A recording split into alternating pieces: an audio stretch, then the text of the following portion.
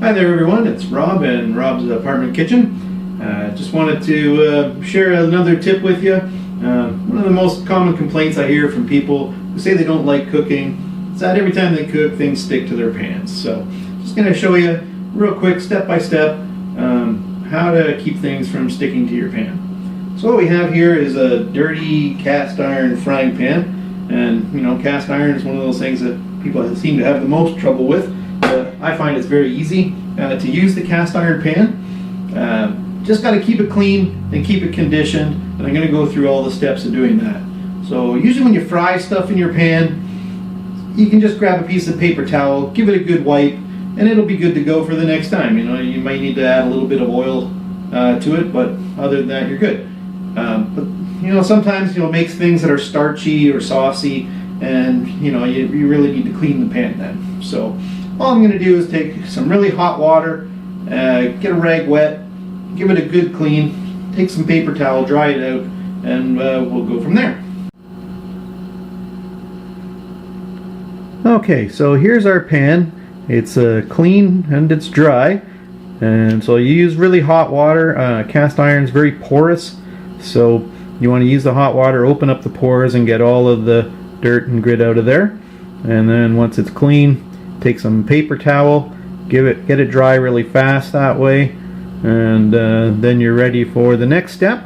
So what we're going to do now is we're just going to take a little bit of cooking oil and give it a good wipe with some paper towel again, cover the entire inside surface of the pan.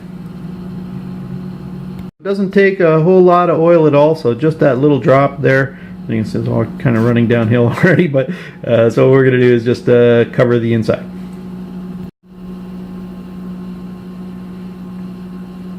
Okay, so all we've done, again, taking the paper towel, wipe that little bit of oil over the entire surface of the inside, so even the sidewalls all the way around. And you can already see it's kind of glossy from the oil, but it's going to get even shinier yet. Okay, so after we've got our pan oiled, just going to put it back onto the burner. We've turned it on, it's about a medium-low heat. You don't need a whole lot, as a cast iron really holds the heat.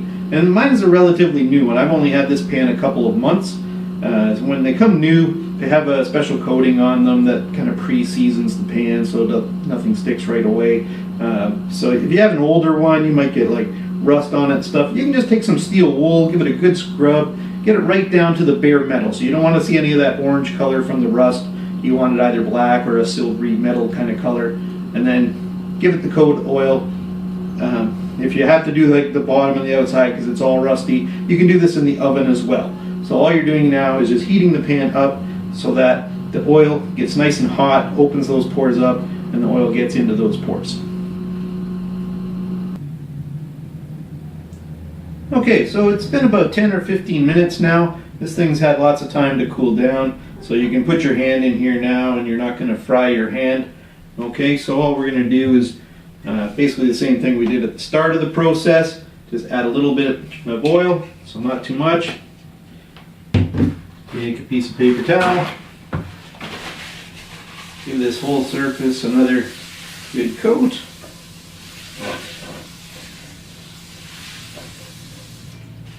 I want to get as much of the oil out of the pan now as I can, because you don't want it wet, especially when you're storing it.